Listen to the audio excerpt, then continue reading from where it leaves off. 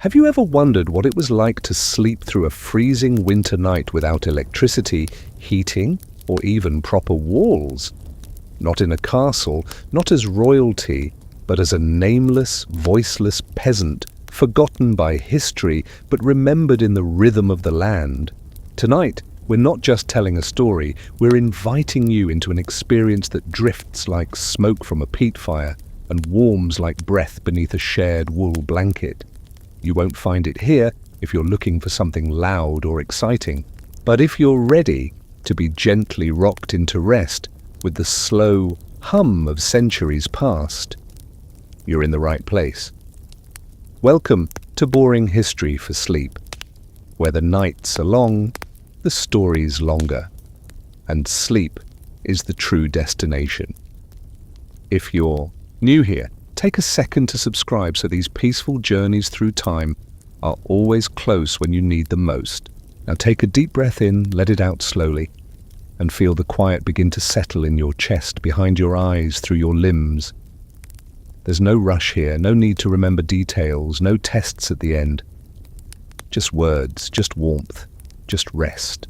Let us go back now, back to a night that came too early and stayed too long, deep in the belly of a winter no one recorded in books. Imagine a village so small it doesn't have a name, surrounded by leafless woods and hard, frozen soil. The sky above is flat and dark, clouded in grey, with a pale half-moon barely shining behind a veil of ice mist. The air smells like iron and wood smoke, and it bites your face like 1,000 small needles. You walk slowly, boots crunching on, snow that doesn't melt, past frozen troughs and shuttered barns until you reach the one-room home that waits like a hollowed-out tree stump. Inside, the door groans on wooden hinges and is sealed with a rope latch and a heavy stone. The warmth is faint, more imagined than felt, but compared to the outside, it feels like relief. The walls are a patchwork of timber and daub, every crack stuffed with rags, moss, or sheep wool to keep the cold winds from sneaking in. Above you, the thatched roof sags slightly under the weight of snow. A slow fire simmers in the hearth, mostly smoke and glowing embers, with a stone pot hanging above it, long emptied of its broth. No chimney here, just a hole in the roof to let the smoke out and cold in. Around the fire lies the entire family, parents, children, elders, and even the animals, all huddled together in a cluster of limbs and cloth. No one has beds. The floor is packed dirt, covered in layers of straw that rustle with every shift. Clothes are worn day and night, wool tunics, patched cloaks, head wraps and scarves, all layered without fashion or shape, only warmth in mind.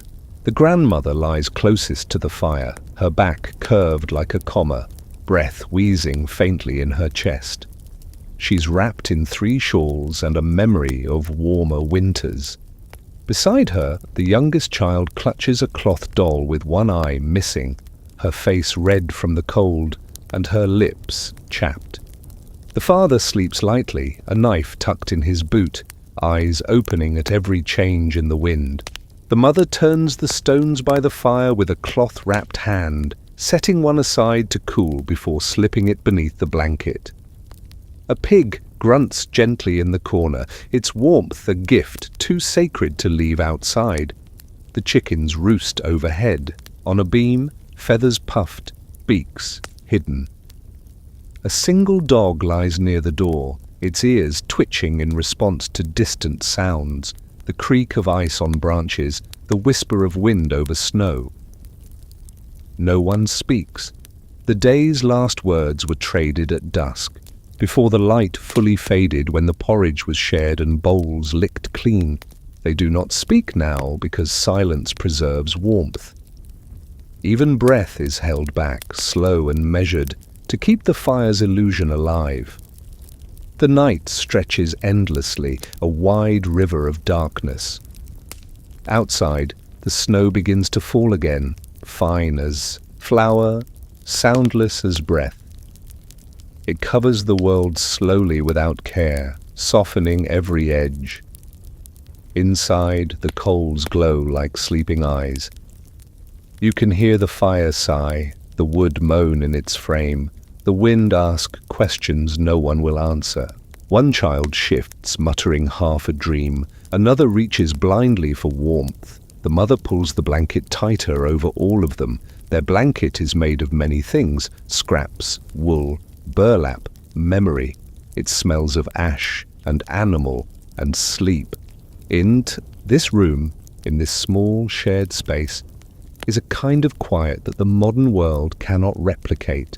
No hum of machines, no glow of screens, just body against body, layer upon layer, a nest of survival and surrender. They do not resist the cold, they fold into it, become part of its slow rhythm. They know it will not end tonight. They do not wait for spring, they wait only for morning, and even that feels far. A rooster stirs above, thinking of light, but it's not time, not yet. Hours remain, hours of breath and turning, and silent songs hummed only in the head. Outside, frost grows thicker, painting the window slits in lace. The wind shifts, the fire spits once, and still no one wakes. This is how the night unfolds. Not with drama or movement, but with stillness, with softness, with survival. And as you lie in your bed now, perhaps warm and alone, or perhaps bundled in a shared blanket with the hush of the night outside your window, you can feel some part of that ancient rhythm still alive, still echoing. There is no need to move, no need to plan, just listen, just breathe. Let their stillness become yours. Let the snow fall, let the fire fade, let sleep slowly gather you the way it did them, night after night after night. What if the secrets to surviving the deepest cold weren't written in books but passed by? Firelight, stitched into wool tunics, whispered in lullabies, and woven through the ordinary rituals of medieval peasants. In a world without thermostats, insulated homes, or even the luxury of dry socks, warmth was not just a comfort, but an art, a shared collective understanding rooted in wool, fire, and folklore. Welcome back to Boring History for Sleep, where the pace is gentle, the storytelling is calm, and each sentence invites you to sink deeper into stillness. If this is your first time listening, we'd love for you to subscribe and join us for more slow, immersive journeys into the quietly forgotten corners of history. You don't need to pay attention to every word. You don't even need to stay awake. Just allow your breath to slow, your muscles to relax, and your mind to drift like smoke above a dying fire. Now, as we return to our tiny medieval cottage, in a snow-covered valley, imagine the hush that lingers in the room. The fire hasn't gone out. It pulses gently beneath a bed of ash, like a heartbeat beneath thick wool. A young boy sits beside it, half asleep, watching the tips of the coals blink red and dim again. He holds a stick in his hand, not to poke, but to stir gently, feeding the warmth slowly so it lasts until morning. In the dimness, the shapes of the family are barely visible, just mounds of bundled cloth and rough bedding, shoulders touching, knees drawn up, breath rising softly. It is not just warmth they share, but a rhythm, an agreement between bodies and generations, to rest close, to stay still, to survive the night in silence. The grandmother shifts slightly, pulling her cloak tighter around her shoulders. It was all made by her mother's mother. Wool spun by hand, dyed with nettles and soot, coarse but thick. She believes it holds magic, not the kind of spell that glows or chants, but the older kind, the magic of thread and time, of warmth earned by labor. She hums softly under her breath, not a tune, just vibration, something for her bones. In the rafters above, bundles of dried herbs hang beside the chickens. sage and thyme and lavender, their smells faint now, once strong in the summer. They were used not just for cooking, but for burning during sickness, for stuffing into pillows, for placing near windows to ward off spirits. Folklore is not told here with drama, it is lived. They believe cold brings more than frost. They speak of frost spirits, of illness that creeps like smoke under the door, of night whispers that tangle your dreams if your feet are uncovered. That is why each child wears wool socks to bed, sometimes layered 2 or 3 thick. The wool is rough, but it holds warmth like memory. The eldest daughter has sewn small amulets into the corner of the blanket. Dried rosemary, a splinter of bone, a stone from the river last spring. Not superstition, she would say, protection. It helps them sleep. The fire pops once. Sparks flitter up, fading before reaching the beam. The boy by the hearth doesn't flinch. He stares at the red glow, imagining stories he cannot speak. The fire is alive in his mind, a creature fed with patience. He remembers how his grandfather used to say the fire listens. Never lie near it in anger. Never let it die without thanks. The fire is steady tonight, and the room thanks it in its stillness. Outside, snow still falls, layering the land in silence. No one will travel tonight.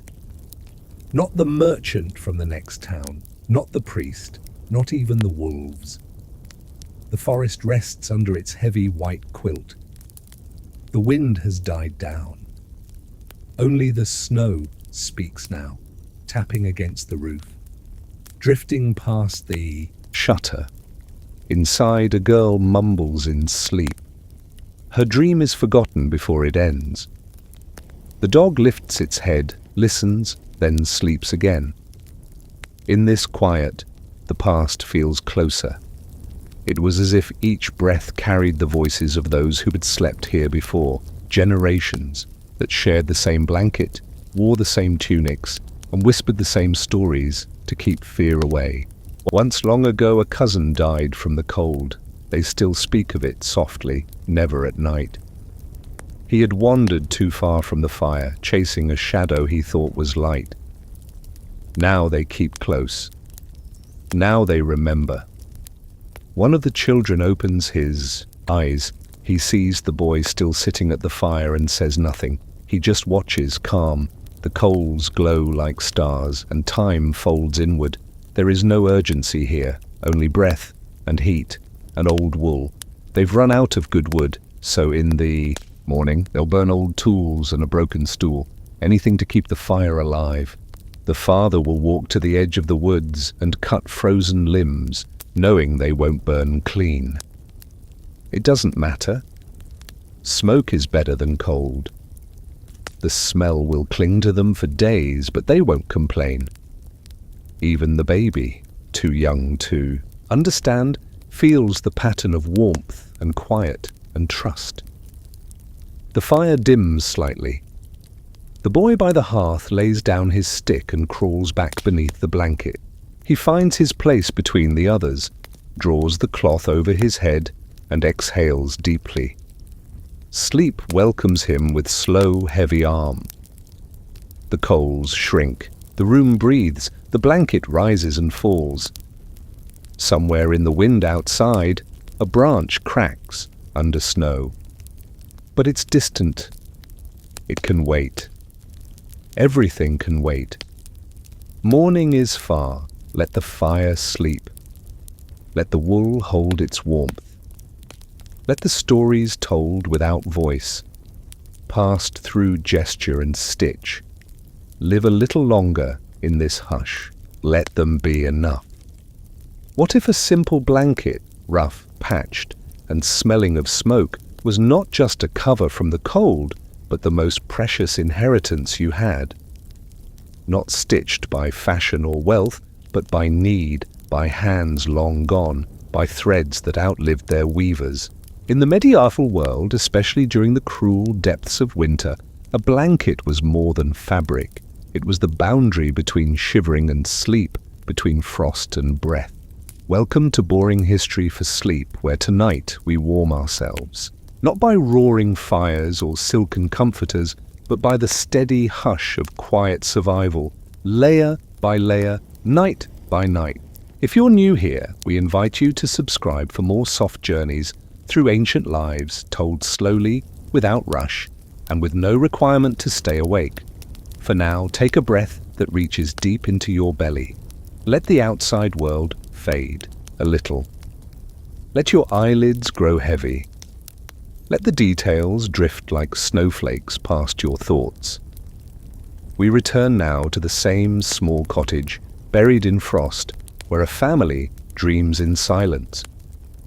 The fire is low again, its glow dim and steady. The blanket lies over them all, patched with linen, stitched with bone needles, some places worn thin, others bulging with stuffing. It has no pattern, no symmetry, but it holds a story in every scrap. A corner, once part of a wedding dress, another salvaged from a fallen tent, a red stripe from an old apron, a faded blue patch that smells faintly of rosemary. As the night deepens, the blanket becomes a second skin. They lie close beneath it, forming a single, tangled creature with many hearts. Rituals begin without words. The grandmother, with fingers curled by time, always takes the edge facing the fire. She tucks it under her hip and wraps it over her shoulder, sealing out the breeze. The mother, always last to lie down, smooths it once over the children's backs, her hands whispering across their spines like lullabies. The father ensures it reaches the dog, curled at their feet. The eldest daughter tucks the torn seam behind the baby's head. The blanket isn't wide enough. It never was. So each night they negotiate, silently, slowly, learning whose elbow can bend tighter, whose knees curl inward, whose arms can drape without letting in the chill. It is not a sacrifice, it is habit, love translated through skin and warmth. Beneath the blanket, fingers search instinctively for other fingers. A child's cold hand slips between his mother's palms. Toes nudge calves, backs press into backs. It is not comfort in the way we think of it now, but something more ancient, an agreement to keep each other alive without needing to say so. Outside, the frost has thickened. The moon no longer shines through the oilcloth window. The wind sighs weaker than before, slowed by snowdrifts built like dunes. Inside, someone coughs, not sharp, just dry. The fire answers with a pop. A tiny shower of sparks rises and dies. The father opens one eye, shifts slightly and lets it fade. He'll feed the coals later. Not yet. They must last. One of the children is dreaming, eyes fluttering beneath lids, breath quickening, then slowing again. She mumbles something, perhaps a name, perhaps just a sound. The blanket rises with her breath, falls again. The grandmother, half awake, hums a line from an old lullaby, barely audible. It's not sung for anyone, it's just there, like the wind or the wood. The fingers of the mother ache with cold. Earlier, she had plunged them into icy water to scrub turnips. Now they throb gently, wrapped in cloth, pressed against her belly for warmth. She thinks of her mother, how she used to warm her hands by pressing them into bread dough. Such thoughts float in and out like drifting smoke, never landing, never needing to. In the corner, the pig snores. The dog shifts its position, placing one paw over its nose. The fire stirs slightly as if in sympathy. Above, the roof creaks. Snow has built up. In the morning, the father will climb up to sweep it off. For now, it can wait. Everything can wait. Sleep has its clock. Another child pulls the blanket higher over his head. It covers his ears, muffling the night. He imagines the blanket is a boat floating him across a still, dark sea. A sea with no waves, no fish, no sound, only motionless drift. One of the chickens shifts above, feathers rustling like dry leaves. The family stirs in unison, then stills. The rhythm of their sleep is matched like breath in a choir. Each one inhales when the other exhales, balancing the blanket like a lung. The youngest murmurs again. The grandmother strokes the crown of her head with dry, knotted fingers. She remembers when the blanket was smaller, when there were fewer people beneath it, and colder nights. The cold has never changed, she thinks. Only our bodies. Only our numbers. She closes her eyes. The fire is nearly out. The coals are black, with only a whisper of red beneath. The boy closest to the hearth senses it even in sleep. He sits up, hair tousled, face flushed with sleep heat, and adds a single stick. Thin, dry, chosen hours ago, it catches slowly, a thin blue flame licking upward.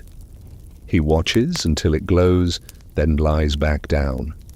The blanket has shifted. He tugs it gently, careful not to wake anyone. It falls back into place.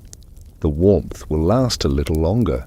Maybe enough until morning, maybe not, but enough for now. Outside, the wind has stopped. The snow is no longer falling.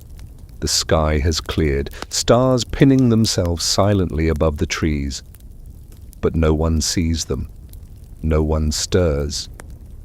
Beneath the patched, smoky fabric of the blanket, they remain still. Hearts beating slow, fingers frozen and thawed again, dreams merging and separating, bodies curled like letters in a forgotten language. The night holds them all, softly and without judgment. The blanket is still. What happens when the last ember fades, when the warm heart of a medieval cottage stops beating for the night? Not in panic, not in sudden darkness, but slowly, gently, as if the fire itself has fallen asleep. Tonight's story is about that moment, what it means, what follows, and how those with little still found rest beneath the weight of winter.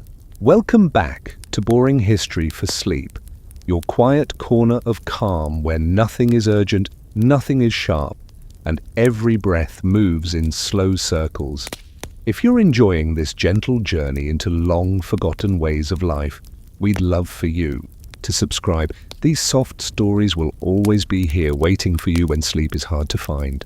For now, take a slow inhale, let your muscles loosen, set down every thought you don't need to carry.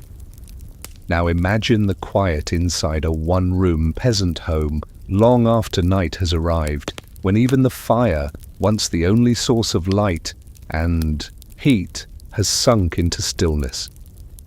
There is no sudden extinguishing. It's a slow process, ash piling over embers, red turning to grey, warmth leaking into the ground. The last crackle happened long ago. The coals once hissed like whispers, but now they hum no more. The family, still curled in their blanket, doesn't stir. The youngest clutches the edge of the fabric, half dreaming. The grandmother sighs in her sleep. She doesn't know the fire is out. Her dreams are filled with memories of warmth that isn't here anymore. But the body knows. The chill returns, like an old acquaintance, slipping under doors, through walls, across floorboards. The blanket, thick and layered, can only do so much. Beneath it, feet begin to cool. Noses pinken. Hands twitch in dreams. The mother feels it first, an instinct as much as sensation. Her body responds before she opens her eyes. She doesn't panic. She presses her hands beneath her arms, turns slightly toward the center of the huddle, and does nothing else. She knows the fire is out, but she also knows that stirring would make the cold worse. It's better to conserve movement, better to share breath. Beside her, the child sleeps on. A soft sound escapes from someone's throat. A sniff, a shift, a quiet settling. The father opens one eye. He senses the temperature change. The air has weight again, not from heat, but from frost. He glances toward the hearth, but sees only black. He won't relight it. Not now. There is no wood left to waste on the few hours before dawn. Better to stay under the blanket, to conserve heat by conserving stillness. This moment, when the fire dies, is not one of fear, but of acceptance. It happens most nights. The heart can't last until morning unless fed constantly, and fuel is always low. The family is used to it. They plan for it. The blanket, the layers, the closeness, these are their answers to the darkness. And so, no one speaks, they simply adjust. Small movements of the knee, a shared shiver, someone pressing their face into the crook of an arm. Outside, the cold deepens. Ice forms on the edges of the water buckets. The inside of the window cloth stiffens. The pig snorts in its sleep and shifts closer to the others. Its warmth is subtle but steady. The dog curls tighter. A hen above ruffles its feathers. The house creaks slightly as the cold tightens the joints in the wood. The father closes his eyes again. His breath slows. He lets it happen. This, he knows, is the shape of every winter night. There is no great tragedy when the fire goes out. It simply becomes a different kind of night, one ruled by patience instead of gloom, one measured in heartbeats and blankets instead of flames. In this world, the absence of fire teaches the presence of everything else, the breath, the touch, the nearness of another person. It teaches the sound of cold, which is not silence, but something gentler, a stillness that hums. The grandmother mumbles something from a dream. A child responds with a whimper, then quiet again. Above, a rafter creaks. The mother strokes a strand of hair from the baby's face and closes her eyes. Her fingers ache from the cold. Her shoulders burn with fatigue, but she does not move again. This stillness is deliberate. It is a survival passed through generations. When the fire goes out, you stay still. You do not chase the heat. You become the heat. And somehow, it works. Slowly, the cold settles like a blanket over the entire house. It presses down but does not break. The breath of each person adds to the warmth under the shared covers. The blanket, though thin in places and frayed at the edges, holds. Dreams return. Not bright or vivid, but soft, flickering, like remembered candlelight. One child dreams of a sunlit hill, another of a pot of stew, another of nothing at all. The night moves forward, unhurried. The fire is not missed. It did its work. Its memory lingers in the warm stones placed near feet, now slowly cooling. The fire will return tomorrow. More wood will be found. It always is. For now the dark belongs to sleep. The house is a shell against the world, and within it, wrapped in wool and habit, the family sleeps on. When the fire goes out, the world does not end. It simply narrows, and in that narrowing, sleep waits, patient and undisturbed. Night in the heart of winter has a silence so deep, so slow, that it doesn't feel like absence but fullness, the kind of stillness that stretches across the wooden beams of the cottage and wraps itself around each sleeper, around each object, around the hearth that now only holds the memory of warmth, like a ghost that no longer flickers. Outside, the world is white and silver, fields blanketed under frost, trees rimmed with glassy ice, and a sky so low and heavy that stars barely peek through, only the faintest glimmers like forgotten embers of fire, too far to warm anyone anymore. Inside the cottage, all the breathing is slow now. Dreams have thickened, curled around soft thoughts of sunlit fields, warm soup, summer voices. Yet one figure stirs, a father, eyes half open, accustomed to midwinter watches, not out of duty but out of habit, carved from many years of frostbitten sleep, and the deep understanding that warmth doesn't last, that the roof groans louder in snow, that animals shift in the dark, and that fires, even embers, sometimes need just a little more coaxing to hold through until light begins to return. He rises quietly, gently, so as not to disturb the blanket nest of limbs and children and dog and pig and grandmother, all bundled together like a single breathing organism shaped by need and history. His bare feet touch the packed dirt floor, and he pauses, waiting for the sting to soften, the ache in his bones to whisper rather than shout. The cold is intense but not cruel. It is familiar, a constant teacher that tells you where you are, what season owns the land and who survives, it not with strength but with rhythm. He tiptoes toward the hearth, crouching in the near dark. There is no flame, but a shallow red still glows beneath the grey.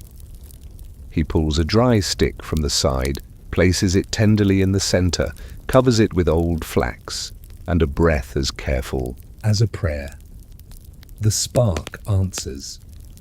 It is small but alive. He sits beside it, not to feed it too much, not to make it blaze, but to keep it living just a little longer. Around him, the shapes under the blanket do not move. His wife lies still, one hand visible at the edge of the cover, fingers curled in sleep. His youngest son mumbles something, leaving the room. The pig shifts, then settles again. The grandmother coughs in her dreams. These sounds are part of the watch, like bells that do not ring, but still count the hours. He leans back, resting on the worn stool by the fire, its legs crooked, its seat smoothed by time. He looks around. Above, bundles of dried herbs sway, faintly in the draught, lavender and thyme hanging beside dried fish and a single cracked horseshoe. The roof creaks, snow is sliding off. Somewhere beyond the shuttered window, an owl hoots once, distant and muffled. These are the only visitors of the night: wind, sound, memory. He reaches for the small skin pouch hanging on the beam, takes a sip of weak ale, just enough to warm his throat. Then he sits again in stillness. This part of the night does not rush. It never has. It drifts. His thoughts do not gather in words, but images: the frozen stream, the neighbor's son with red cheeks, a loaf left too long near the fire last week, a single feather found in the straw. These are not reflections. They are sensations without a timeline. They pass like fog, not needing shape. His breath makes no sound now. He listens, not for threats but for presence. The roof tells him it holds. The cold tells him morning is still far. The fire tells him it is enough. Eventually he leans forward again, moves the stick in the hearth with a fingertip, and feels the warmth rising in slow waves. He is not looking for heat, only for continuation. The watch is not about protection. It is about being awake when everything else is not. His fingers move carefully over the cloth near the fire, checking for dampness, moving a drying sock, rearranging the stone, to be warmed for later. His joints ache, but not sharply. There is a certain comfort in knowing each pain by name. The wind returns, soft and steady, pressing against the wood of the cottage like a sigh. The fire catches a little more. A thin curl of smoke rises, disappears. He glances at the window where the cloth covering it has stiffened with frost.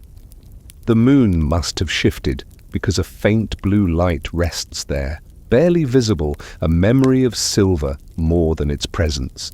He returns to the stool and waits. Sometimes he nods, sometimes he doesn't. But he never sleeps deeply during his watch. And he doesn't need to. It is not a task, it is not even a choice. It is part of the long, inherited dance between man and night, between cold and endurance. This hour does not belong to the world, it belongs to him. The fire crackles once, a log is in. A soft light brightens the coals. The room changes slightly, not by much, but enough to show the outlines of shapes, the curve of the pig's back, the strands of straw where the children's heads rest, the folds in the old cloak on the hook by the door. It is a world both worn and loved. He exhales again, one hand resting near the fire, one across his knee. And then, without moving much, he begins to hum. A tune with no name, passed down through no words, known only in this hour when no one listens, when even the cold seems still enough to hear it. The hum is low and slow and without rhythm. It does not carry. It stays close like the breath of the house. The fire listens. The wind does not interrupt. The sleepers do not wake, and still the watch continues. Long after the fire has faded and the winds have softened, there remains one last voice in the room. The murmur of old beliefs, not spoken aloud, but layered into the very walls of the cottage, into the straw on the floor and the blanket over the sleepers, into the folds of every tunic and the smoky corners of the rafters, where shadows move just slightly different than they should. In the middle of a long winter night when the snow is still falling but the world feels wrapped too tightly to notice, the people in this forgotten place do not simply sleep. They sleep under the gentle protection of stories, the kind that don't need telling anymore because they have been folded into every action, every glance, every carefully placed object. Somewhere between dream and memory, the grandmother's breath rises in rhythm with the wind, her lips barely moving as if she recites something she doesn't even know she's saying. A prayer? A spell? Or just an old rhyme repeated so many winters ago that its meaning no longer matters? The children beneath the blanket may not know the stories word for word, but they know not to stretch out their legs beyond the edge of the cover, because the frost takes what it touches. And though they do not ask what that means, they obey, because that's how it's always been. The adults speak of these things during the day with a smile that is not quite a joke, but never with disbelief. They hang bits of dried garlic above the window, not just for illness, but to keep what waits in fog away. They mark the beams with old symbols before winter truly begins. A bundle of feathers tied with red thread is tucked into the thatch overhead. No one mentions it anymore, but it is always there.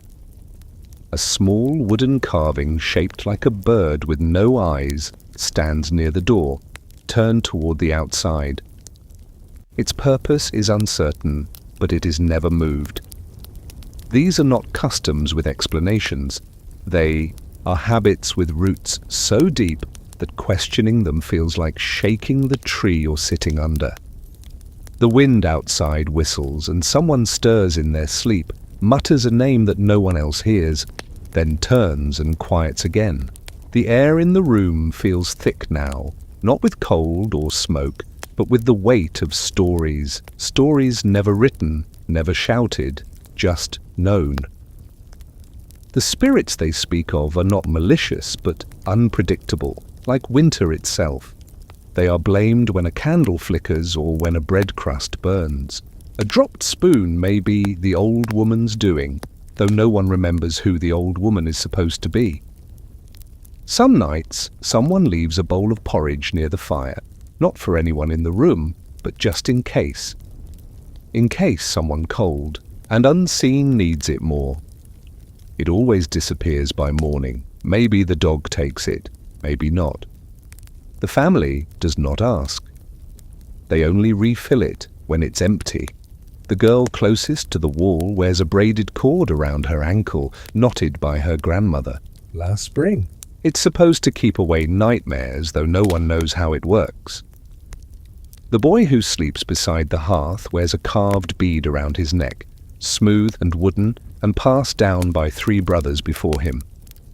No one knows its story, but he sleeps better when it touches his skin. The father once swore he saw a figure by the barn during the last winter moon, tall and still, and glowing faintly. He doesn't speak of it anymore. He only makes sure the door is double barred after sundown. These stories do not frighten, they comfort. They provide shape to the unknown, rules to the random, warmth to the silence. They are part of the blanket now, part of the fire, part of the floor beneath the straw. And so as the night deepens, and the world grows quieter still, these unspoken beliefs rest beside the sleepers, not as ghosts or gods, but as companions, old, quiet, watchful. Somewhere far off, a branch snaps under snow, and the sound travels thin and slow through the air and the beams and the bones of the house. No one wakes, not even the grandmother. But in her dream she sees a path through snow-lit woods, and a figure wrapped in wool with no face but familiar hands. She smiles even as she sleeps. The dog whines once, then sighs. The wind swirls again outside, not harsh but present. The snow has stopped falling, but the clouds remain. The stars are hidden. That's how it should be tonight. Too much clarity would disturb the dream. The girl with the braided cord turns onto her back and lets her hand rest on her brother's shoulder. His breathing slows further. The fire is long dead, but the room is not cold. There is warmth here, not heat, but warmth, the kind that comes from generations layering their breath and belief into a single space. Somewhere beneath the floor, old stones shift slightly in frost. Somewhere beyond the door, something passes by and does not pause. Somewhere above the beams, the feathers sway just once, then go still again. And the house sleeps on, wrapped not just in wool and straw and bone-weary fatigue, but in a silence that holds the echoes of all the winters that came before. There are cold nights, and then there are the coldest ones. Nights that do not merely settle over the earth but press into it, as if the air itself has frozen in place, too heavy to move, too still to whisper.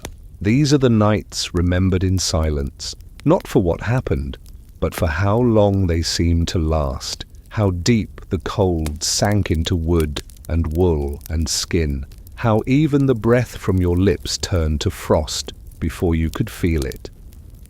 In a small, nameless village during one such night, the silence is so complete that even the fire in the hearth dares not crackle too loudly. The coals hold a breath of life beneath their ash, dim red like the last light of day remembered at the back of a dream. Everyone in the house has gone as still as the snow outside, layered together beneath the blanket, their bodies curved into each other like letters in a long-forgotten script. The grandmother lies flat on her back tonight, a change from her usual side posture. And though her eyes are closed, her ears still listen. The wind has changed pitch. The boards above creak differently. The cold has shifted again. It has deepened. She knows this kind of night. She has seen animals freeze mid-step. She has heard of hens turning blue beneath their feathers. She once saw breath freeze to the lips of a child who fell asleep by a cracked window. The kind of cold that sinks past protection, past layers, past the walls of the house, and into the bones of time itself. The family does not wake. Not truly. But their dreams become quieter, less colourful, their sleep heavier and more protective. No one turns. No one reaches. It is not the time for movement. It is the time for stillness. The father has not checked. The fire in over an hour. He knows it is not worth the risk. To uncover himself from the blanket now would be to invite the cold in like a guest that never leaves. He stays where he is, eyes closed, lips dry, back curved into the shape of the mother beside him. Her breath is steady but thin, as though conserving effort. Their youngest child lies between them, arms pressed to chest, head buried under the cloth.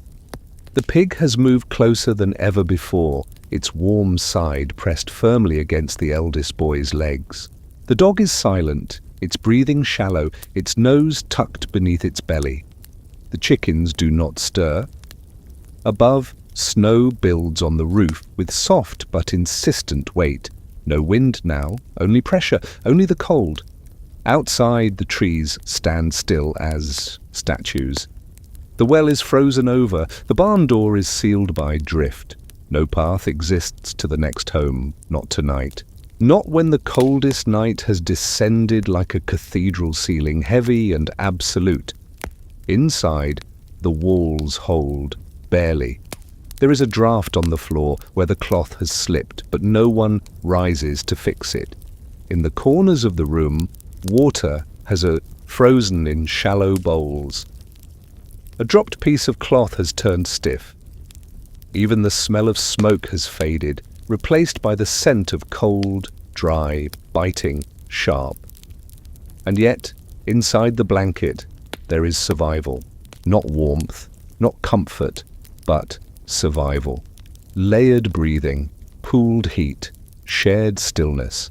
The grandmother recalls, even in a dream, another night like this when she was a girl. The candle froze, solid. The fire died twice.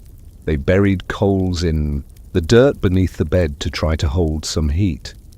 They all survived, but she never forgot the silence. The way it filled the room was like fog, like time slowed down. And now, here again, she lies beneath the weight of that same silence. One of the children moans softly, a noise from some cold dream. The mother's hand moves just enough to find the child's arm and settle it. No more motion is needed. The city's coldest nights demand quiet. The fire gives no more. Its coals are now memory. Its warmth has turned into air that barely resists the frost. The father's hand twitches, but he does not rise. The mother dreams of a green field, far away. The child dreams of nothing, only stillness. The dog dreams of running. The grandmother does not dream. She remembers. Outside, the stars are faint and distant, lost behind layers of cloud and ice. A single owl calls once, confused, then silence again. Beneath the blanket, time thickens. An hour passes, then another. No one marks them. No one speaks. This night will not end quickly. It will stretch until dawn forgets its way. But still, they remain. Still they breathe. Still, they are alive. And that is enough. At last, the sky begins to pale, not with sunlight, but with something gentler. An early grey light that slips in quietly through the thin fabric over the window. A light so soft it doesn't wake anyone at first, doesn't shine or warm, but simply exists like breath after sleep. The cold has not lessened. The frost still grips the edges of the walls, the rim of the cooking pot, the iron latch on the door. But the night has broken, and though no bells chime and no rooster calls just yet, the shift is known. The grandmother opens her eyes first, as she always does, her gaze rising to the low beam above her head, where a sprig of dried rosemary hangs crooked from a nail. She lies still for a long time, listening to the quiet. The fire is long gone. The air is dry and sharp. But beneath the blanket, she feels bodies, warm with sleep, pressed against one another in the ancient posture of survival. She closes her eyes again, not to sleep, but to remember. The coldest part is over. Now comes the waiting, the slow climb of the day into light, and perhaps later, into warmth. The children begin to stir one by one, not with noise, but with movement, fingers flexing, toes stretching beneath the fabric, heads burrowing deeper into the comfort they refuse to leave. The father moves next, adjusting his leg that's gone, numb. He lifts the blanket just enough to see the hearth, still black, and lets it fall again, fall again. He'll rebuild the fire soon, but not yet. His back aches. His shoulders feel like they're carved from wood. But he listens, and he knows the world has changed slightly. Morning has arrived. The dog lifts its head and yawns. The pig snorts once and rolls onto its side. Above, the chickens cluck softly, their eyes still closed. The mother begins humming, not loudly, not fully awake, just enough for the sound to settle into the air like steam from a pot. Her voice is cracked and low, but it draws the children's faces upward, eyes blinking at the muted glow. She whispers to the youngest, her hand gently rubbing circles into the child's back, not to wake them, but to greet them. The room is still shadowed. No sunbeam has pierced the window, but there is a sense of space now, of time restarting, of the cold finally moving from stillness into motion. The father pulls on his boots, stiff, cold, reluctant to bend. He doesn't complain. He opens the door slowly, carefully. The outside greets him not with storm or wind, but with a hush. The snow is thick, the path is gone, but the clouds are thinner. The sky above holds a tone of silver rather than iron. A good sign. He steps outside, breath curling from his mouth in long ribbons, and he stands for a moment in it. He doesn't speak. He just listens to the creak of branches, to the distant crow of a bird he cannot see, to the sound of something dripping softly from the roof. He collects a few sticks from the bundle kept under the eaves, brushes snow from them, and carries them inside. The fire is built again with patience, like a ritual. No rush, no noise, just straw, twigs, breath. The coals take slowly. The first curl of smoke rises, then flame. The room fills with the smell of ash and promise. The children sit now, cloaks over their shoulders, hands near the fire but not touching. They speak in murmurs, their voices rough, with cold. The grandmother rocks slowly on the low stool, her knees covered with a wool shawl. She tells them, as she always does, that when the fire lights on the first try, it means spring is listening. No one replies, but they believe her. Outside, the light spreads. It is not warmth, but it is enough. The pig is led outside, grunting. The dog barks once at a bird. The chickens flutter down from the beam. The world is still cold, still difficult, still buried in snow. But the worst has passed. Inside, breakfast is simple. Bread scraped from yesterday's loaf, dipped in weak broth, shared in silence. The warmth of the fire grows, spreading like breath into the corners. Someone begins to hum again. The father removes his cloak and hangs it by the door. His hands are red from the cold, but steady. He'll check the roof soon, perhaps the well, the traps near the woods.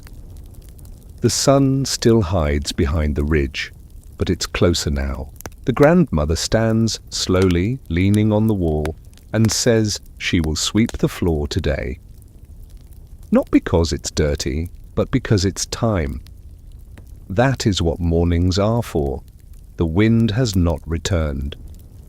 The snow on the windows melts a little. Someone opens the shutter slightly and the sky beyond is a pale, aching blue.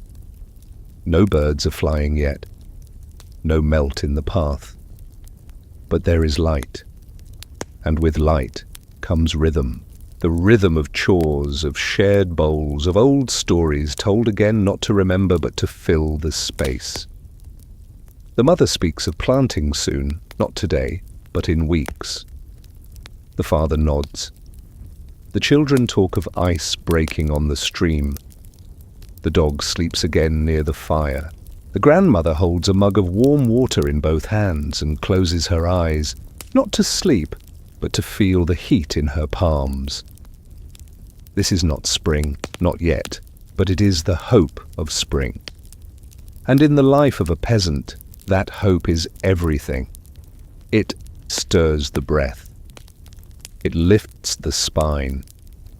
It keeps the fire lit even when the wood is low. The house breathes with them now, or just in defense against cold, but in agreement with the light. It has seen many winters. It will see this one end. And until then, it holds them all, quiet and close, safe in the rhythm of survival. After the morning light has settled into the walls, and the breath of night has fully retreated into the corners of the earth, life inside the cottage begins to move again. Not quickly, not with fanfare, but with a kind of steady rhythm known only to those who live by the seasons rather than the clock. With breakfast finished and the fire relit, attention turns to the quiet work of winter. The tending, the mending, the noticing of things that have frayed or failed. In summer, there is no time. The field calls, the sun pushes everyone forward, but in winter, in these long, slow days that stretch without interruption, there is finally space to see what is broken. The father sits near the hearth on a three-legged stool that wobbles slightly. He holds a wooden hoe head in one hand. Its handle snapped at the neck during the last frost before snow covered the fields.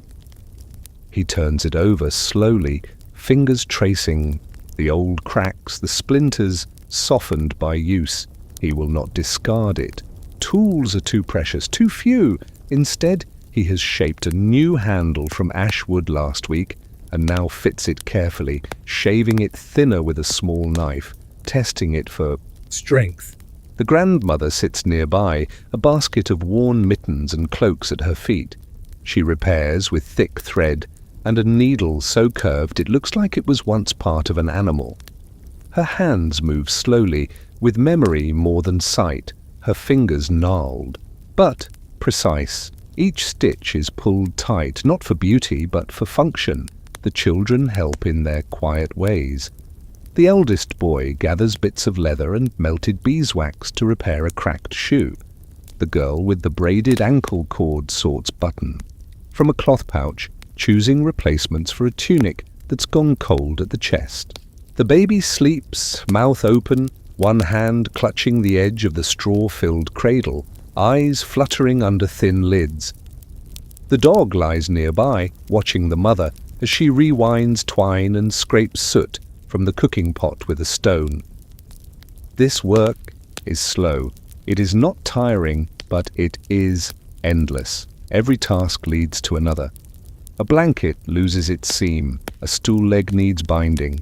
The window cloth has torn again from the frost. These are not chores that require urgency. They are the kind that hold the day in shape, like the bones of a house. Outside, the snow shines dully under a sky of low silver clouds. There is no sun, but there is brightness. The pig wanders near the door, snuffling for scraps in the snow. The chickens pecked at the frozen earth where the seed was thrown. The cold bites, but does not drive them away. They are used to it, as the people are, as the walls are, as the beams above the hearth are, scorched in the middle, smooth at the edges. The father finally fits the hoe head to its new handle. He wraps it in old leather and binds it tight with sinew, then stands, testing it by weight and swing. It's not perfect, but it will work. He sets it beside the wall with quiet pride. The grandmother finishes a pair of mittens, then begins patching the elbow of her cloak. The girl has started spinning thread again, twisting fibers slowly, watching, her fingers as if they belong to someone else. The rhythm of the room has shifted into something deeper than rest, something that feels like healing. When a tool is mended, when a seam is repaired, when a stool no longer wobbles, the house feels stronger. Not safer exactly, but more ready. The family does not speak much. Their words are few and soft. They do not need to fill the air with sound. The sound is already there, the scrape of wood, the pull of thread, the flick of soot from stone, the crackle of fire as it consumes another stick. These are the sounds of winter work, quiet and old. Outside, a gust of wind lifts a curtain of snow into the air, sending it dancing in small spirals before settling again. A thin branch cracks and falls. The father steps outside briefly to collect it, and when he returns, the smell of the cold clings to his clothes.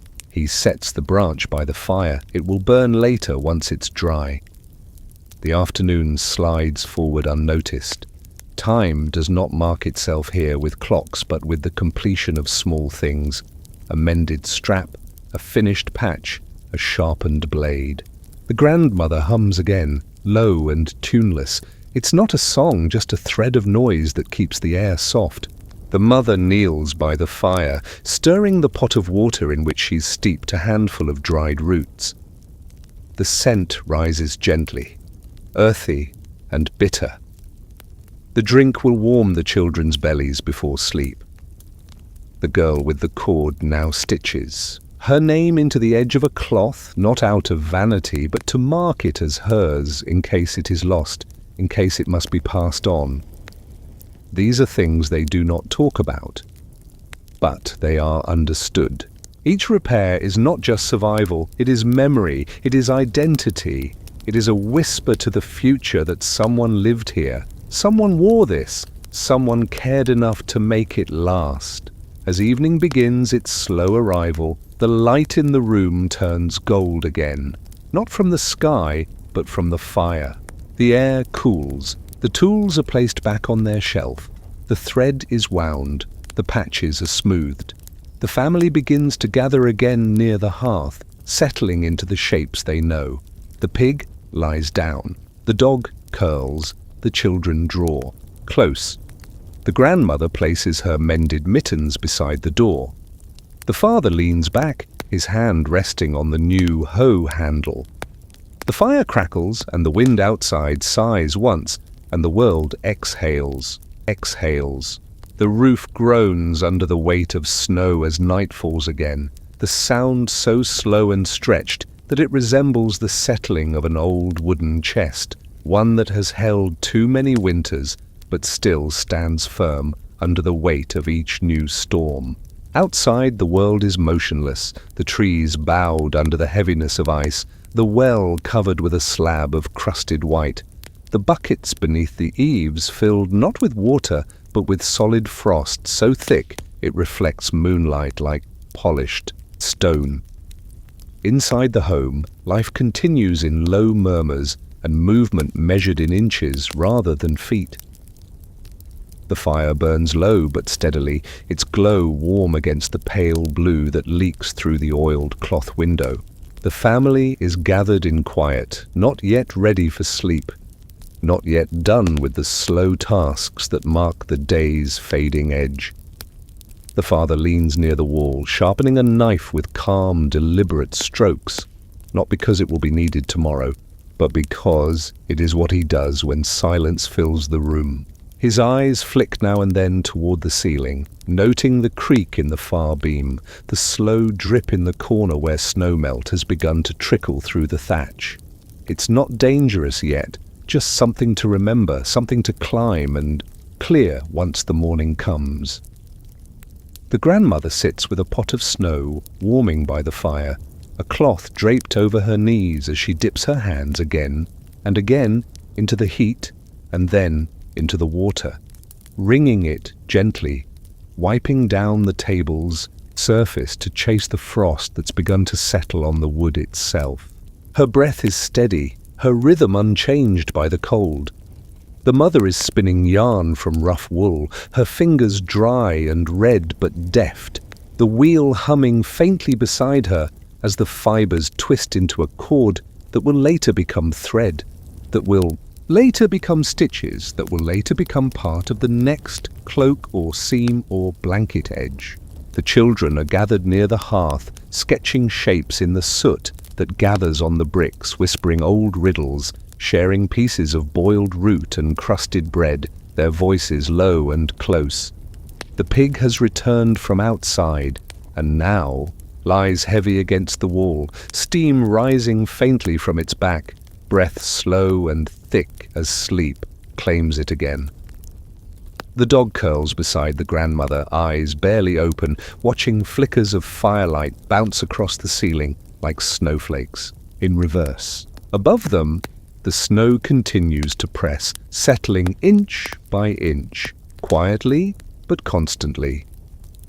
The father finally speaks, softly, remarking on the sound of ice cracking along the far roofline.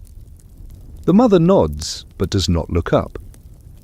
The grandmother hums, not in worry, but in habit. They all know what it means, what weight feels like, what sound snow makes before it shifts. The father rises and places another log onto the fire, choosing a thicker one, knowing it must burn longer tonight. Outside, the air has turned sharper. It no longer bites, it numbs.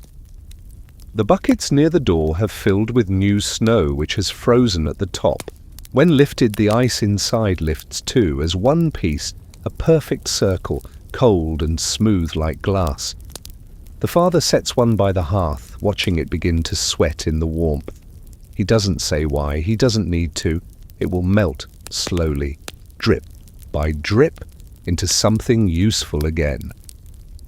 The girl with the braided cord around her ankle places two small stones near the fire. Ones she will carry to bed, wrapped in cloth, pressed against her feet. Her brother does the same.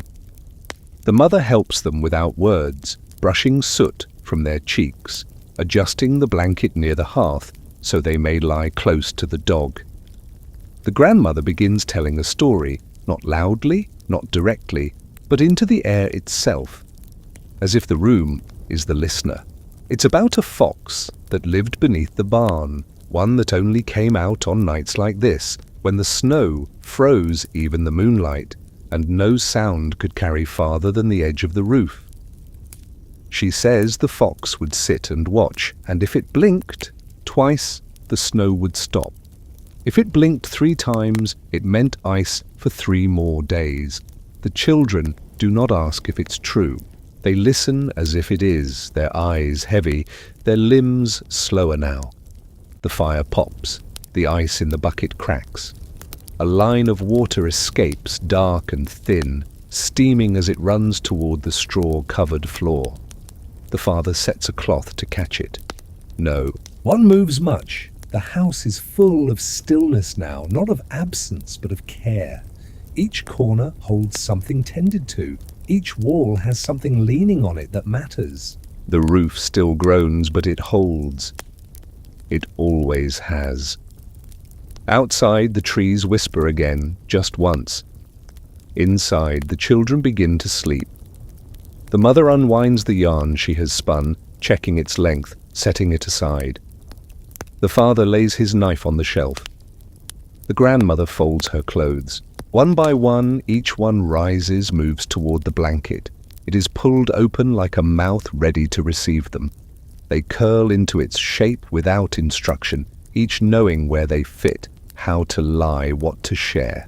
The pig doesn't move, but accepts the closeness. The dog lies beside them, no longer watching. The fire lowers its voice.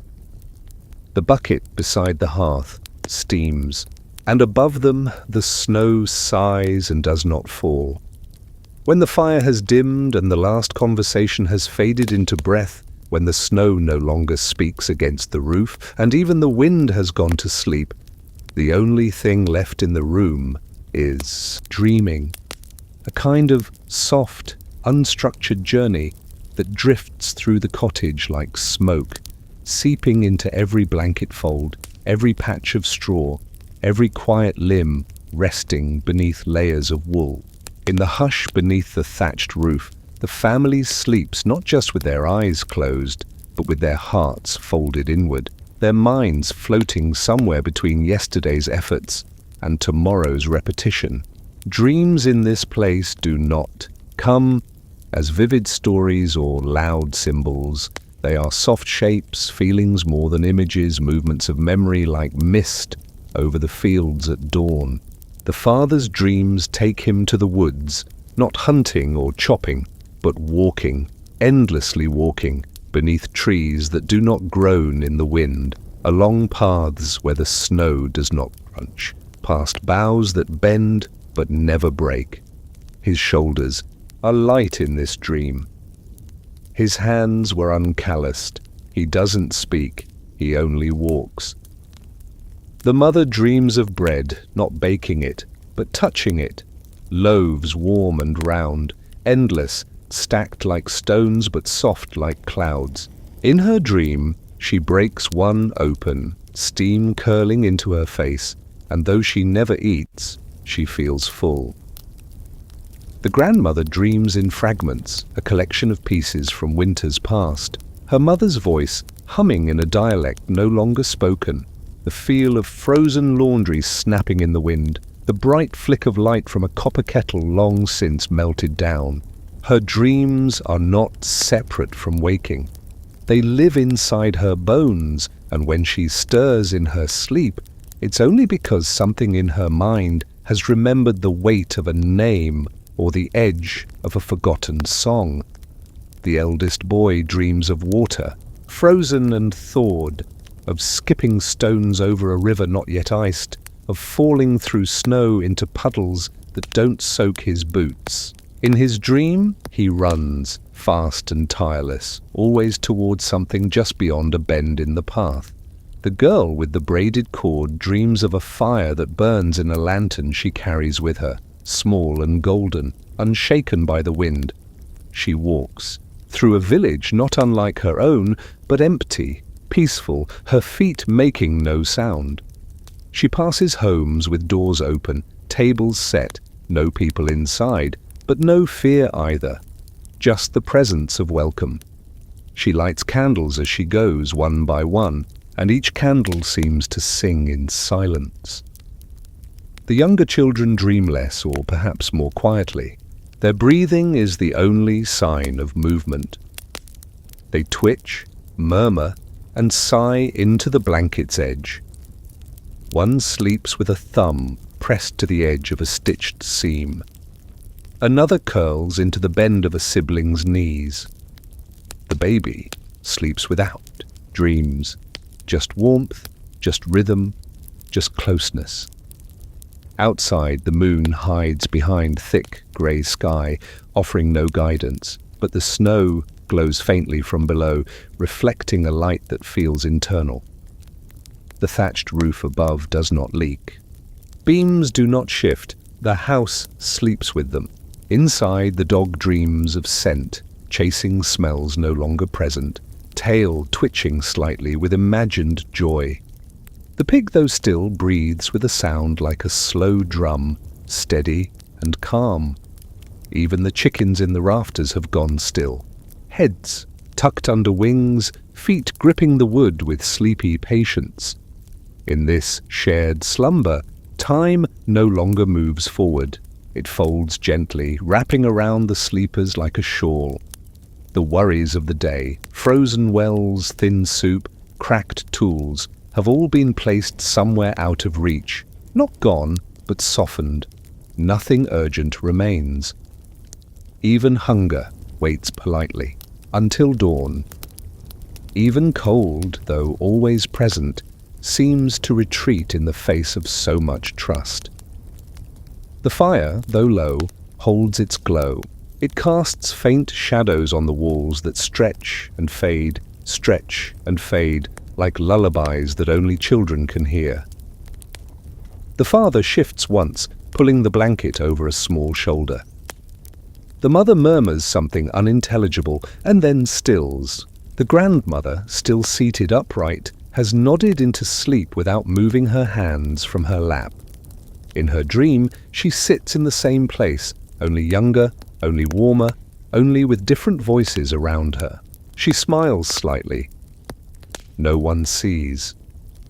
The girl dreams of candles still.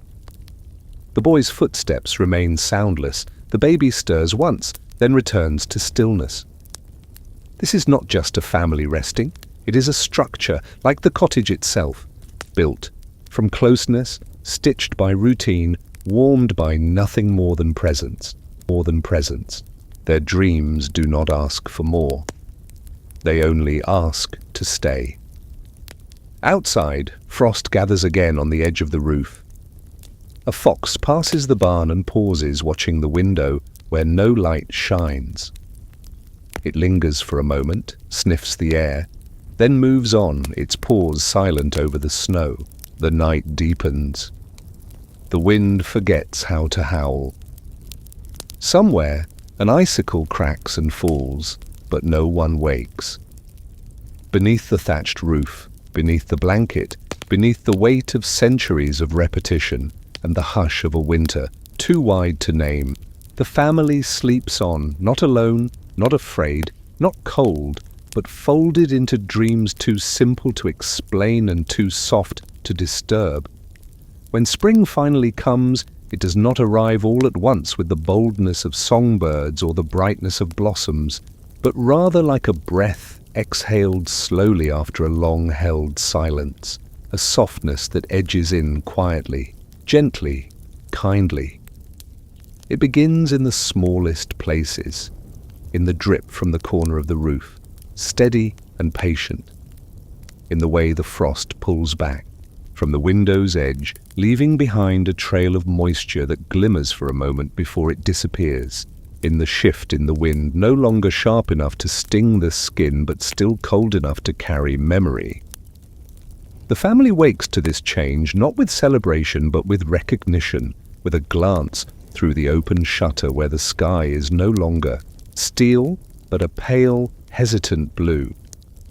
The father steps outside and smells the air, earthy and damp, tinged with thaw. He walks past the barn, noticing the path beneath his feet softening, the snow now patchy, giving way to brown grass and dark soil. The chickens venture farther, pecking at wet ground, their steps quick with instinct. The pig snorts and turns the soil near the wall, nudging at roots it couldn't reach before. Inside, the fire still burns, but its heat is no longer a necessity.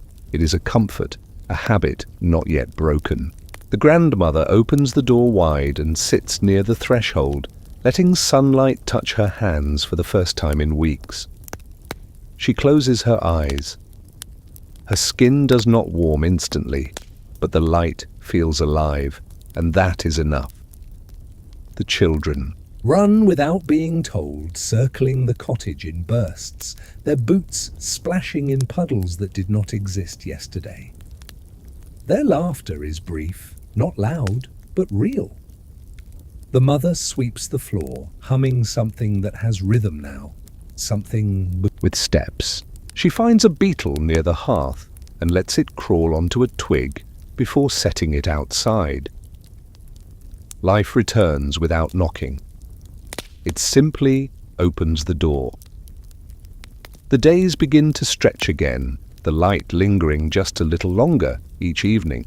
The roof drips all day now. Buckets are no longer filled with ice, but with water that tastes of cloud and time. The well thaws slowly, the rope softens, the stones around it sweat and shimmer. The father begins checking the tools, not for survival now, but for work. The field must be turned soon. The fence was mended, the traps reset. There is movement ahead.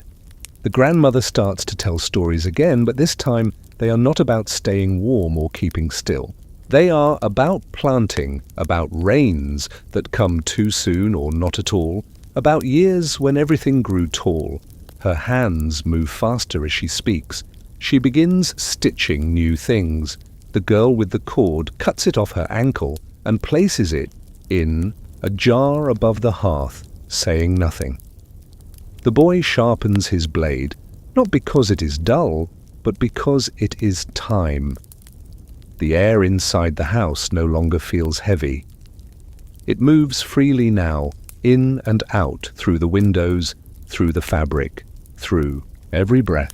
The family eats together in light, not firelight, but sunlight, and they look at each other clearly without shadows on their cheeks. At night, the fire still burns, but no one crowds it. The blankets are still used, but not clutched. Dreams change, too. They become quicker, lighter. The father dreams of rows of turned earth. The mother dreams of rain. The grandmother dreams of light. The children dream of running, not away from cold, but towards something open. One morning, the birds return. Their calls are strange after so much silence. The dog barks in surprise. The pig watches the sky. The chickens pause and listen. Everything listens. The father plants a stick in the ground and marks the day on it with his knife. The children do the same. They will remember this. Not the first warmth, but the first sound. The mother walks to the stream and returns with water that flows. The grandmother dips her hands in it and sighs. The old tools are laid out. Seeds are inspected. The path to the neighboring cottage becomes visible again. Someone may visit soon, or they may wait a few more days. There is no rush. Time has returned in full, but walks gently. At night, the stars appear again, no longer hidden. They are pale, distant, but proud. The sky feels wider now. The girl stands outside for a long time before bed, her hands in her sleeves, her breath still visible but soft. She says she can smell the trees waking up. The boy says he heard a frog. The grandmother says they are ready. Not done with winter, but ready for what follows. When spring finally comes, it does not erase the cold. It wraps it in a new color, a new sound, new motion. It gives purpose to the frost and turns stillness into preparation. It reminds the people that survival is not the end. It is the beginning of another cycle, another chance, another deep breath, beneath a warming sky. The family does not speak of how hard it was. They do not count the nights. They do not retell the fear. They gather their things, they step outside, and they begin again. After the thaw, life does not rush. It stretches slowly, like limbs after a deep and undisturbed sleep, waking without urgency, moving without demand. The days feel longer now, not because of light alone, but because of the way time flows without interruption, no longer measured by cold or fear, but by routine rediscovered. In the village, the snow is gone, save for a few stubborn drifts hiding in shadows behind the barn or beneath the heavy eaves of the cottage. The earth beneath is soft and wet, smelling of minerals and roots of memory and renewal. The path to the stream is clear, the water within running fast and full again, its sound a melody no one realized they had missed. The children carry buckets, without stumbling. The stones are no longer icy, the air no longer bites. The fields, still brown, begin to green at the edges. Tiny shoots appear in the places where hands recently cleared frostbitten stalks. The father kneels in the soil, his palms pressed to the earth as if feeling for its heartbeat. His hoe, repaired by winter's patient labor, works smoothly now, each strike part of a rhythm that brings satisfaction deeper than sound. The mother ties her hair back with a new cord, woven during those long, frozen nights, and begins to plant. She sings softly while working, the melody only for the seeds, notes passed from finger to soil. The grandmother does not join them in the field yet. Instead, she tends to the herbs that survived the frost on the inner sill, moving them carefully to the outer shelf, now kissed by the sun. Her voice hums, but not in ritual. It is comfort, not charm. She smiles to herself as she trims old leaves and repots stems. The dog lies beside the door, blinking in the brightness, too warm to run, too content to sleep. The pig turns circles in the yard, discovering old scents made new again, mud beneath its feet a joy in itself. The chickens range far, their wings spread wide when they run. Inside, the fire is small, used for cooking only, its role no longer that of guardian, but of companion. The blanket is folded now, stored in a chest, still smelling faintly of ash, and warmth and closeness. The house feels larger, though it hasn't changed. It breathes more easily, its corners no longer shadowed, its walls relaxed. The children spend more time outside. Their feet are wet by evening, their hair tangled with bits of twig and grass. They eat hungrily, sleep deeply, and wake early. They ask questions again, not about survival, but about stars and seeds, and the names of birds that have returned. One morning, the girl finds a nest in the tree near the well. She does not touch it, she simply sits near it, watching. The boy walks farther now, up the ridge and back, returning with sticks for kindling and stories about tracks in the mud. The mother listens with half an ear and a full heart. The father has stopped counting days. There is no need. The routine. Is rhythm now a flow of motion and rest, of preparation and reflection? The grandmother begins teaching the children the names of plants again. Nettle, thyme, dandelion. Not for healing, not yet, but for knowing. The days are not without labor. They are full. The fence must be mended. The roof still leaks slightly when it rains. The path to the next village is muddy and the grain storms Arillo. But everything feels lighter, more possible. The cold is no longer a weight on their backs. It is behind them, woven into memory like a thread in a quilt. Felt, but no longer feared. The birds return in flocks. The bees wake in the wood near the hill. The wind carries scents of blossom and bark. The father builds a bench beside the house, the wood smooth beneath his hands, the nails driven slowly but surely. The grandmother sits on it first. She watches. The light move across the fields, across the faces of her family, and says nothing. She doesn't need to. The dog rests its head on her foot. The pig lies nearby, eyes closed. The children roll in the grass. The mother returns from the stream, her sleeves wet, a flower tucked behind her ear. The father finishes the bench and wipes his hands on his tunic.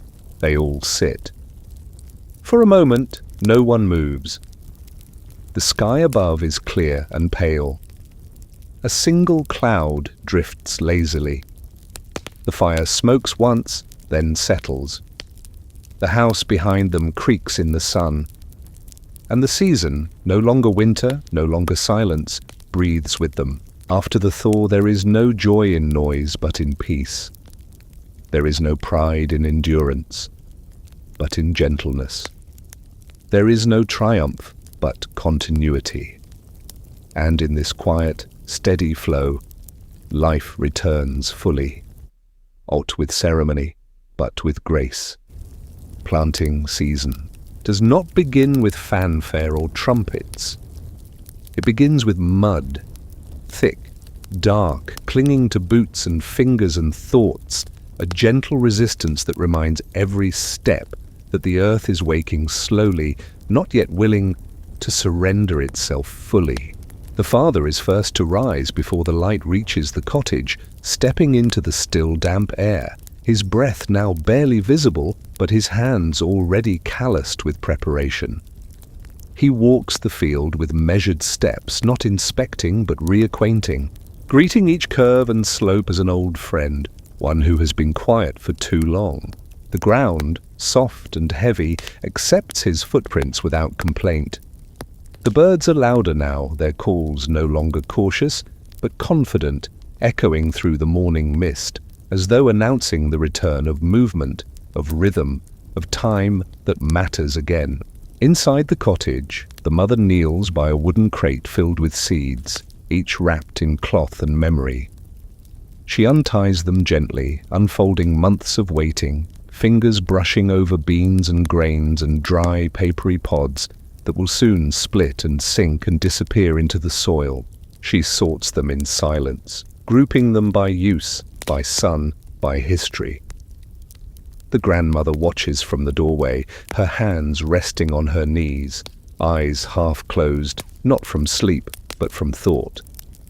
She remembers years when the seeds failed, and years when they danced tall by summer's end. She hums a slow, looping tune, and the mother nods without looking. It is not a song for children, but for soil. The children help as best they can, small hands scattering straw to dry wet furrows, pulling weeds that dared to survive winter. They do not complain. There is something sacred in the new beginning, something too deep for words. Even the dog seems to understand, staying close but silent, nose low to the ground, tail slow and thoughtful. The pig roots in the soft edge of the path, unbothered by work, but comforted by the scent of living earth. The sun climbs higher now, not hot, but steady. The field glistens in patches. The tools, sharpened in winter's dark, now meet their purpose. The hoe breaks the topsoil with satisfying resistance. The spade sinks. The rake hums softly as it is drawn back and forth, leaving behind a trail of readiness. The father works without a rush. The soil is not a clock. It listens, and in return he gives his breath, his bend, his sweat. The children follow with baskets of seed, careful not to drop too many in one place. The mother plants each one with the tenderness of a whisper, covering them with soil like tucking in a child. The grandmother keeps count, not aloud, but with beads in her pocket, one for each row completed. They do not speak of harvest, that time is far away, and the land may yet surprise them. But they speak of weather, of rain clouds on the horizon, of frost's final retreat. The wind is soft, bringing scents of pine and loam and faint blossom. A bee passes, the first of the season. The grandmother marks her path with her eyes. She says it is a good sign. The chickens roam the edge of the field, turning over old straw with their feet, searching for insects. The children laugh when one finds a worm, chasing it in a flutter of feathers and shrieks. The sound rises and falls, swallowed by the open sky. As the day deepens, the rows grow. Long lines of hope stretch across the earth, quiet and patient. The sun warms the father's back, and he removes his outer tunic. The mother's sleeves are rolled, arms darkened with soil. The children are tired now, but they do not stop. They know this is not just work. This is a promise. The pig lies in a patch of sun near the fence. The dog sleeps with one ear raised. The grandmother brings water from the stream, cooled by stones and running clear. They drink together, seated in the dirt, wiping their hands on their thighs, saying nothing. The field is not yet finished, but it has begun. In the evening, they return home slowly.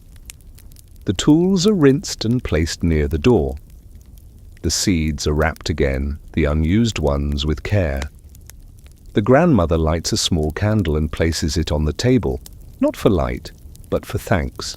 The children fall asleep quickly, cheeks streaked with dirt, fingers curled around invisible threads of earth. The mother hums as she stirs the evening broth. The father sits near the window, watching the wind move across the darkening field. He does not smile, but his chest rises more slowly now, more at peace. The grandmother folds a cloth over her lap, her feet resting on warm stone. She says, almost to herself, that she remembers another season like this, long ago, when the soil opened easily and the sun stayed just long enough. No one replies. They do not need to. Outside, the stars appear, faint, slow, careful. The moon rises behind the hill, the wind rests, and the earth, planted and listening, sleeps beneath them. It begins with the distant sound of hooves, not fast or urgent, but steady, rhythmic, like a soft knock from the edge of the world. The family is outside, tending to rows of seedlings barely pushing through the soft brown earth when the grandmother pauses and tilts her head, her hand still halfway to a sprout. No one else hears it at first, but she does, always the first. To notice what others miss, the sound of someone coming, someone not from here. It has been weeks since the thaw, and longer still since the last visitor.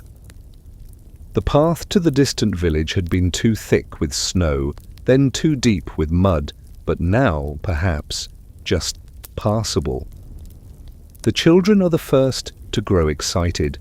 They rush to the edge of the field, climbing the fence to watch the bend in the path where the forest gives way to the open slope. The mother wipes her hands and smooths her apron, her heart not quickened with fear, but with curiosity. The father, slow and deliberate, stands up and dusts his knees, waiting. The sound grows louder now, hoof against packed dirt, the creak of wood, the occasional call of a voice to a beast. Soon they appear. A small cart pulled by a thin brown mule, its ears flicking flies away, a man walking beside it with a stick in one hand and a cloth-wrapped bundle on his back. And behind him, another figure, smaller, wrapped in a cloak of pale green. The cart creaks to a stop near the cottage, and for a moment all is still. Then the father steps forward, extending a hand, and the man grins, not with teeth, but with eyes. It is Thomas, from the village past the ridge, his beard now flecked with grey, his gait slower than last season, but still warm, still familiar. The smaller figure is his daughter, Mira, grown taller since last year, her cheeks flushed from the walk, her boots muddy, and her eyes bright with stories she cannot wait to tell. They are invited in at once, of course, though they need no invitation. The cottage fills with new voices, new laughter, the kind that bounces off the old beams and settles into the floor like warmth. The cart carries small sacks of salt and dried apples, a folded piece of wool, 2 bars of soap made from ash and lard, and a wooden toy shaped like a bird. The grandmother nods in approval at the quality, touching the wool with her fingers, lifting the soap to her nose. The boy trades a pouch of dried mushrooms for the toy, and Mira gives it freely, saying it no longer needs to sit on her shelf alone. The men speak outside, walking slowly around the field, their voices low but content. They speak of planting, of weather, of a wolf seen near the southern woods, of a new baby born in Thomas's village. They say little of hardship. There is no need. It is understood. The women gather near the hearth, Mira's cloak hung to dry, her boots set near the door. She helps grind grain while the mother stirs soup, the grandmother shelling peas beside them. It is a quiet sort of togetherness, the kind that doesn't require storytelling but still invites it. Mira speaks of a festival planned for the midsummer moon, of a fiddler who arrived with a broken string and played anyway, of a barn that lost its roof but kept its walls. The children listen as they work, peeling bark, sorting lentils, and watching the sun through the open window. The pig grunts softly at the stranger but then returns to its nap. The dog sits alert but unmoving, eyes following Thomas with interest, ears flicking. The cart is unloaded slowly, not as a transaction, but as a tradition. Gifts are offered, not expected. Eggs, woven thread, a bundle of dried mint. As the afternoon fades into evening, the visitors are offered a place to stay, and they accept. Straw is fluffed in the corner, blankets spread, water fetched, water fetched. The father sharpens an old blade for Thomas as a gesture. Thomas repairs the door latch in return. Mira shows the younger girl how to braid grass into a rope, and the boy draws a map of both villages in the dirt, connecting them with curving lines, and little trees. Supper is shared, the table fuller than usual. The bowls passed with both hands, the bread torn carefully to ensure every piece feels whole. The grandmother blesses the food, not aloud, but by touching the rim of her bowl and closing her eyes for a moment too long, to be anything but reverence. After the meal, they sit in the fading light, Thomas telling of a fire that burned bright but didn't spread, of a goose that nested in the chimney, of an old man who still talks to stones. No one laughs, but all smile. These are the kinds of stories that fill the cracks in quiet lives. Stories not for excitement, but for grounding. The children grow sleepy, leaning against one another. Mira hums a tune as she braids her hair for sleep. The stars appear. The moon rises thin and pale. The wind is still. Thomas sits near the fire and leans back, eyes half closed. The father nods slowly. The mother collects the empty bowls. The grandmother strokes Mira's braid once before settling in. The dog lies across the threshold. The pig breathes deeply. The night holds all of them, visitor and villager alike, and nothing is out of place. It is not a night of great change, not a meeting of destiny or danger, but simply a moment when two paths crossed again, as they had before, as they would again, and in that crossing there was warmth. The first rain of spring does not arrive, with thunder or flashing skies, but with a hush so deep it feels like a collective breath held across the entire village. It begins as a murmur, a sound barely louder than silence, a soft tapping on the thatch, a whisper against the oiled cloth. Windows like fingers trailing across linen. The morning sky is pale and uncertain, the kind of grey that holds its light like a secret, and the air smells of iron and damp bark, of something ancient waking. The father is the first to notice the shift, pausing in his work with the hoe, lifting his face just slightly as a single drop lands on the bridge of his nose. He waits, motionless, not blinking, and then it happens again. Another drop, then a third, then a scattering that becomes a rhythm. He sets the hoe aside gently, not with haste, but with reverence, as though the earth has spoken, and his answer must be stillness. The mother gathers the cloth she was airing and brings it in, her arms full of half-dry fabric that now smells faintly of grass and sky. She does not rush. The children lift their heads and look around, feeling the air press against their skin, noticing how the breeze has changed from curious to certain. They giggle and run beneath the first pattering, letting it dot their hair, their cheeks, their palms turned upward like bowls to the sky.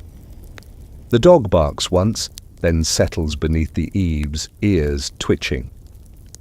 The pig finds the softest part of the yard and lies down with a satisfied grunt, letting the raindrops dot its back. Inside the cottage, the grandmother opens the door wide and watches. She does not speak, but the way she folds her hands and tilts her head says everything.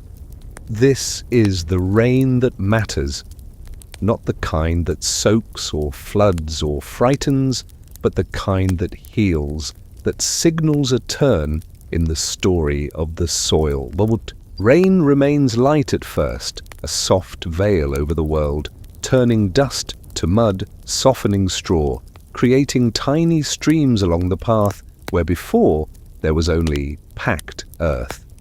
The roof begins to sing with it, a steady song of welcome. The fire inside the cottage still burns, but smaller now, less necessary, its warmth traded for the gentle music above. The mother sets a pot beneath the drip from the corner of the eave. The children trace the path of water down the window with their fingers, naming the droplets as they race to the bottom. The father wipes his hands on a cloth and leans against the doorway, watching his field drink slowly. No words are spoken for a while. The rain fills the silence with everything that needs to be said. The sky stays grey all day, and the light remains soft, a balm rather than a brightness. The chickens tuck beneath the shed, their feathers fluffed. The mule in the distant field stands with its eyes half closed, head bowed, still. The rain continues into the afternoon, steady and without drama. The path becomes a ribbon of shallow puddles reflecting the trees, the sky, and the edge of the roof. The grandmother brews tea with dried elderflower and mint, and the scent drifts through the home, blending with the smell of wet wood and warmed cloth. The father mends a strap in the corner, the mother stitches the edge of a sleeve, the children carve notches into sticks to count the days since thaw. Everything is slowed but not paused. The work continues, just softer. Even their voices are quieter, as if not to interrupt the rain story. By evening, the ground is soaked and content, the field dark with promise, each furrow holding moisture like a cup.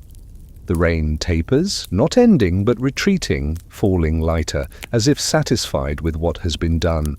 The clouds shift slightly, and for a moment, a sliver of light appears low on the horizon, pale gold against the lingering grey. The grandmother closes the door slowly, and the warmth of the room gathers again. They eat together, listening still to the soft rhythm above. The father says this rain will bring green by week's end. The mother nods. The children smile and wipe their mouths with a cloth. The dog sleeps. The pig grumbles softly in its dreams. That night, sleep comes gently, like the rain, like the softest lullaby.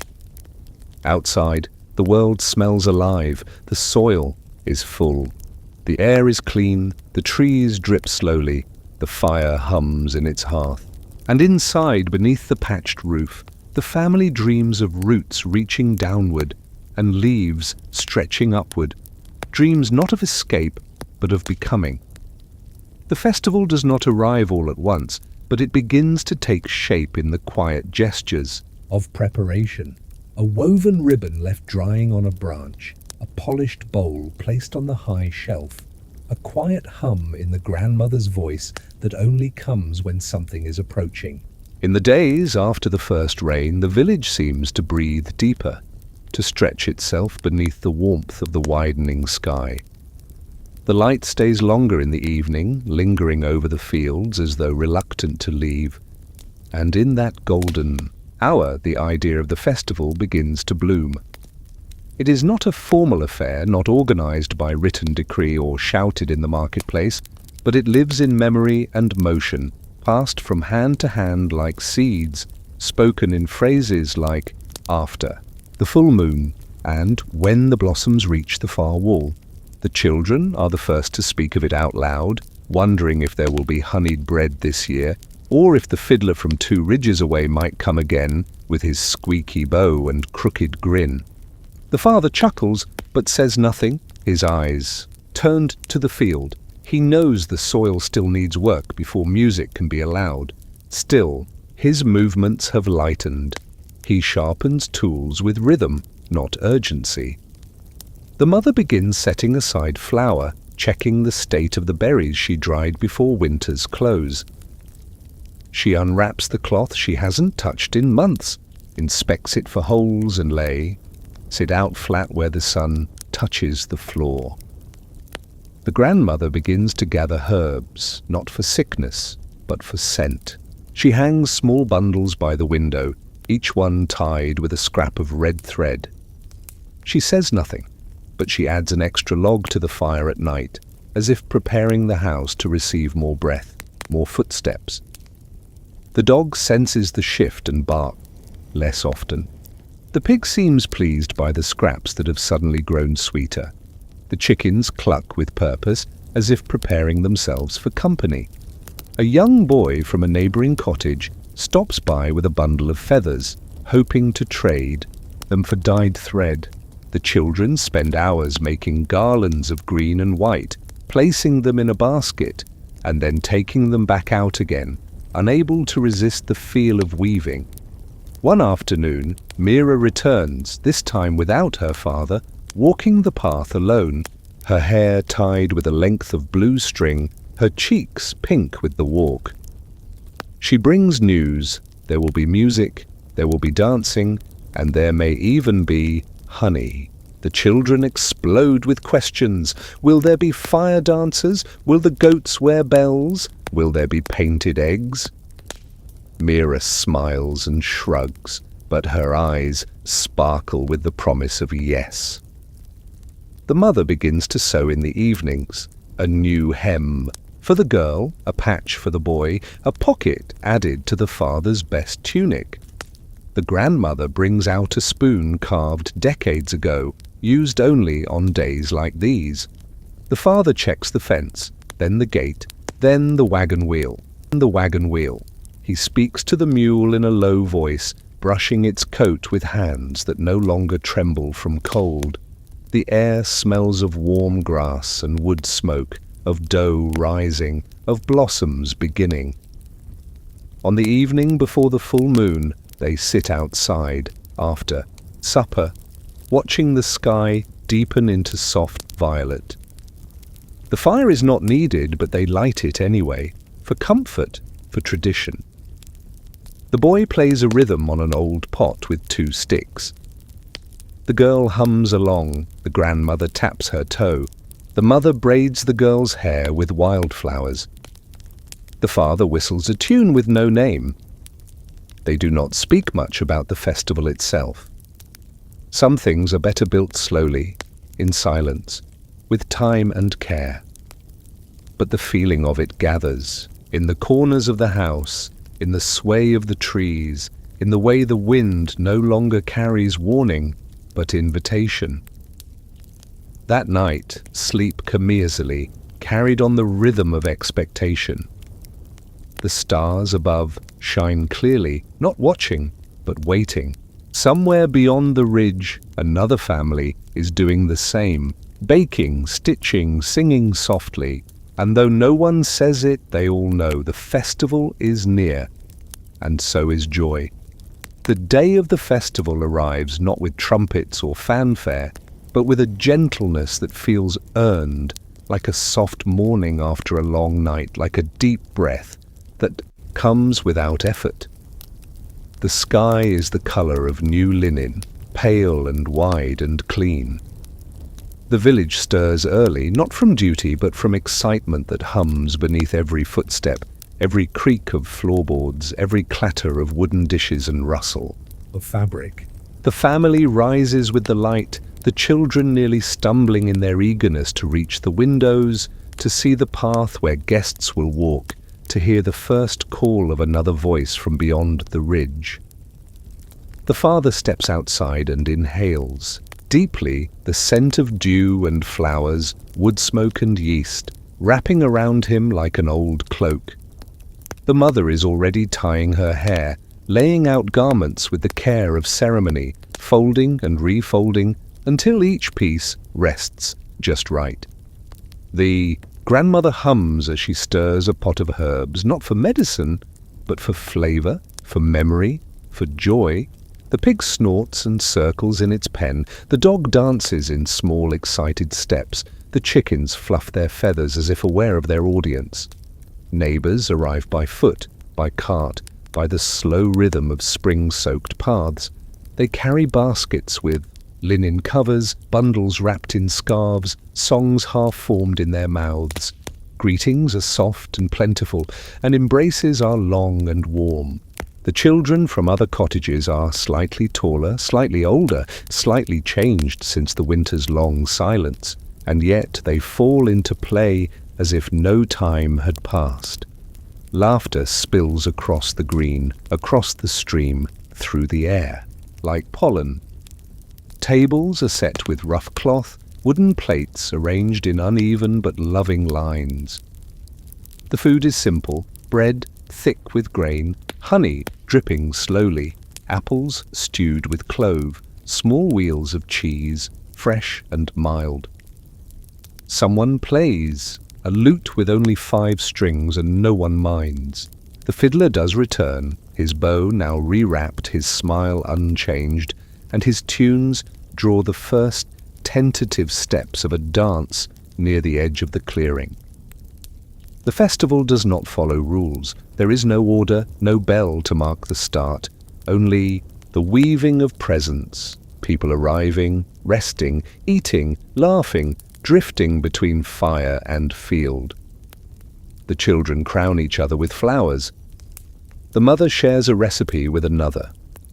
The father laughs harder than he has in months, his hands loose, his eyes full of sun. The grandmother sits near the oldest tree listening, sometimes speaking, sometimes not. She watches the way people move around each other, how they carry bowls to strangers, how they share the last piece of bread, how they sing songs only half remembered and fill in the gaps with joy. At midday, the clouds part fully, and the green becomes a canvas of gold. Someone stands and tells a story of a fox who married a goose, of a moon that forgot to rise, of a tree that dreamed it was a person. The audience listens, children leaning forward, adults nodding with the weight of understanding deeper than words. When the story ends, no one claps. They sit for a moment in the stillness it leaves, then begin again. Laughter, food, music, life. The afternoon drifts slowly. Feet are bare. Hair is unbound. Hands find each other. Old disputes are forgotten. The dog naps in a patch of sun. The pig is fed too many scraps. The sun leans low in the sky, golden and kind. As evening settles, lanterns are lit, small ones held aloft by sticks, swaying gently like tiny stars brought close. The dancing grows slower, more circular, more collective. Children lean on their shoulders. The fire is lit in the center of the green, not large, but warm, a symbol, a center. Around it, songs are sung, not loudly, but deeply.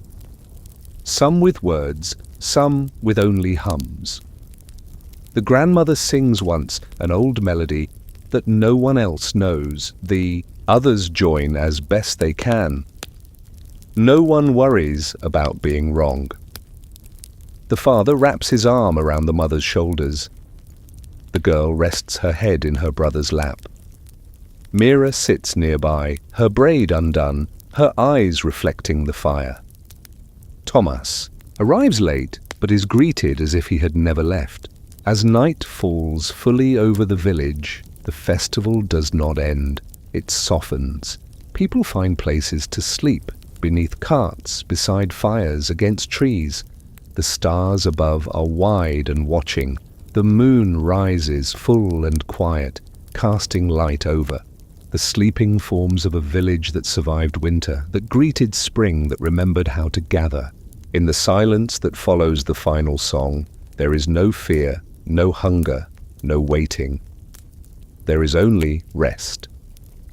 And in that rest, a story held gently in the breath of the night, of how the coldest season came and went, of how hands stayed warm together, of how the earth turned soft again, of how people endured not because they had no choice, but because they chose each other.